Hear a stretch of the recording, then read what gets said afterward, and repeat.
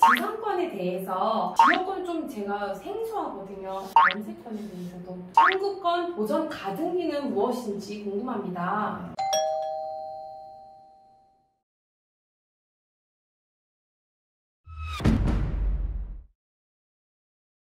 안녕하십니까.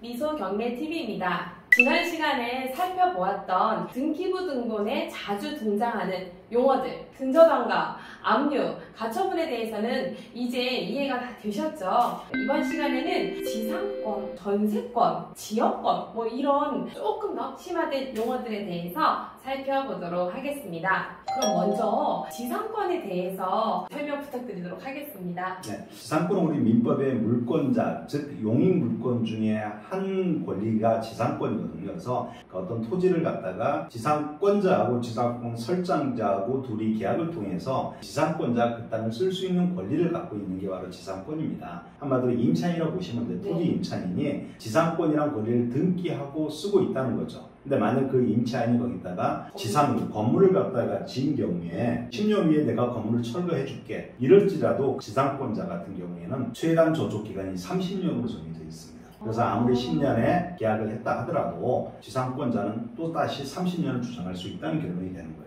그래서 실제 일상생활에서는 이렇게 지상권 설정해서 쓰는 경우는 거의 드물고요. 그냥 토지 임대차 있죠? 일반 임대차 계약서 쓰고 사용하고 있는 게 다반사입니다. 근데 아마 경매에서 많이 볼걸요?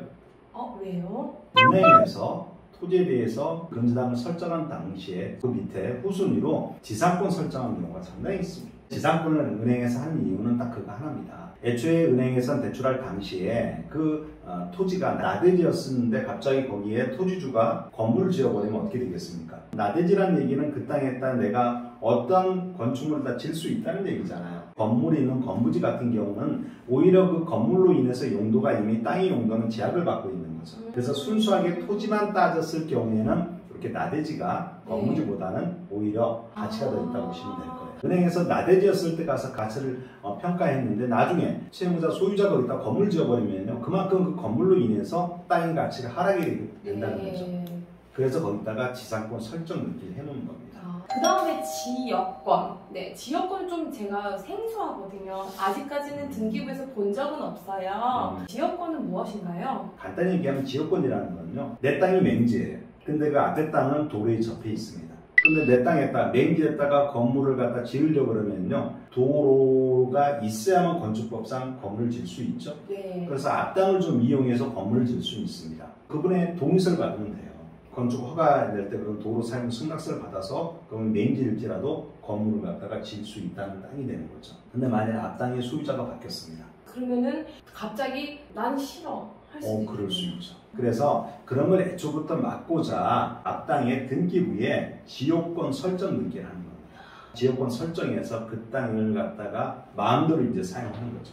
다음으로 전세권에 대해서도 지금 말씀하신 전세권 설정이라는 거는 말 그대로 전세권 등기해서 사는 겁니다. 그래서 거의 90% 정도는 대부분 전세권 설정해서 사용하는 사람은 거의 없다고 보시면 돼요. 10%도 안 될 겁니다. 주택이다 그러면 주택임대차 보호법이라는 걸 적용받는 임차인들, 그리고 상가다 그러면 상가건물 임대차 보호법을 적용받는 임차인들, 이분들은 등기가 없다 하더라도 전입이나 사업자를 내고 장사를 시작하고 점유하면 그 다음날부터 등기하고 동일한 효력을 주는 거예요. 이걸 대항력이라고 얘기하고 있거든요. 대신 딱 하나 우리 경우에서 중요하다 그랬죠. 자, 전세권이 말소기준 권리 아래의 전세권이면 어떻게 됩니까?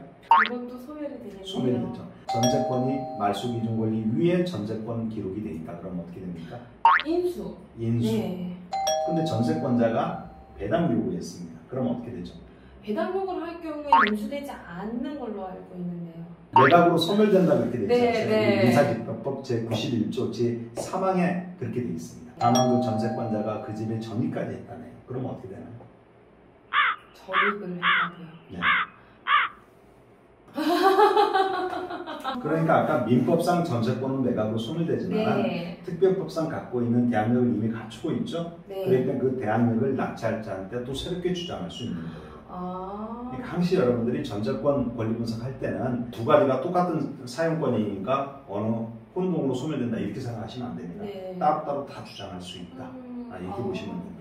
다음으로 청구권 보전 가등기는 무엇인지 궁금합니다. 우리가 그 가등기가 두 가지가 있습니다. 하나는 방금 말씀하신 소유권 이전 청구권 보전을 하기 위한 가등기가 하나가 있고, 흔히 우리 보전 가등기라 얘기를 합니다. 네. 또 하나는 담보 가등기가 있습니다. 소유권 이전 청구권 보전 가등기라는 것은 소유권을 이전받으려는 청구권을 갖고 있다는 거예요. 거기에 대해서 미리 가등기를 해놓는 거고요.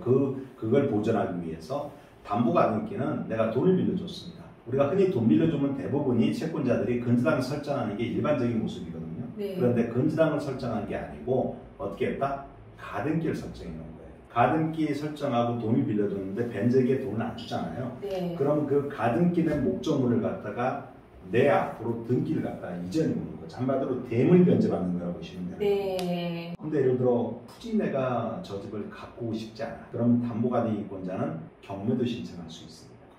담보가등기권자의 권리가 저당권하고 동일한 권리로 보시면 되는 거예요. 결국 네. 말소기준 권리가 될 수 있는 거죠. 아, 그렇군요. 오늘도 이렇게 등기부에 기록되는 그 용어들에 대해서 살펴보았는데요. 이상으로 이번 영상 마치도록 하겠습니다. 시청해주신 여러분 감사합니다.